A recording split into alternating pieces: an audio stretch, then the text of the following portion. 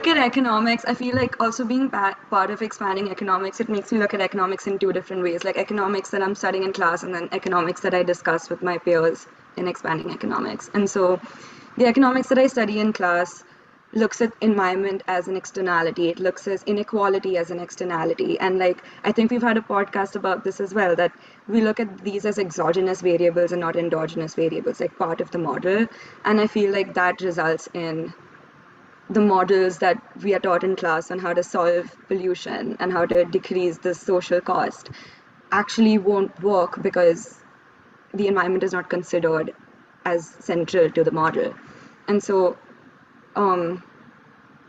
all in all, I feel that, again, like I think my answer is just repetitive, that it has the tools to explain environmental problems and actually solve them.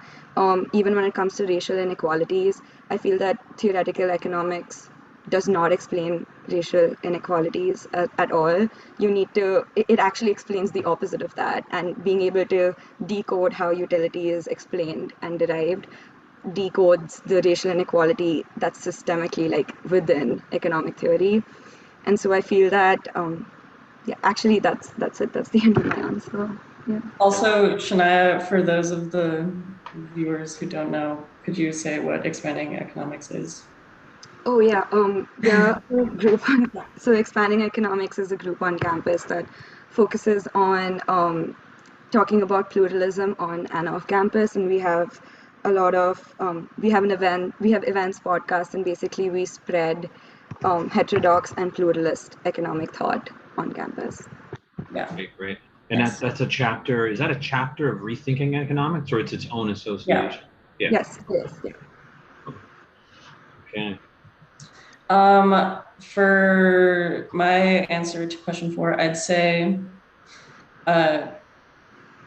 short answer is no. I'd say it doesn't currently do a great job of addressing these issues that are kind of beyond calculation, or like that are not really, don't have very obvious values in in like economic theory, I guess. And specifically thinking about pandemics as an example, I remember at the beginning of COVID, there was a frenzy under the Trump administration to return life to normal for the sake of saving the economy, even if it meant like mass death or that people would die in the process. And in that discussion, I thought, like, if human life is not relevant in the calculation of what is good for the economy, then there's something wrong, seriously wrong with like this economic calculation. And again, like Shanaya was saying, I think a lot of these issues are like by nature economic issues, and they ideally should be addressed in the economic discipline. And I think people are like in wider society, people are feeling kind of stuck actually, because there's just a lot of looming tensions and problems that we've been talking about, like you mentioned, like climate change, pandemics, wealth inequality, racism, whatever. A lot of these issues have economics at the root, and I feel like because of the nature of economics to try to or like the goal being to process hard data and to kind of eliminate critical analysis, I guess. I don't know if that's really a fair assessment, but like there does, from my sense, there's a tendency to like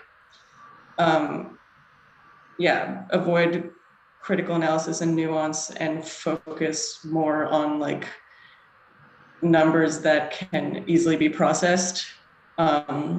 And then for that reason, a lot of these questions that have a lot more gray area kind of get lost, or just are not really like fully fleshed out. in an economic analysis, I should say.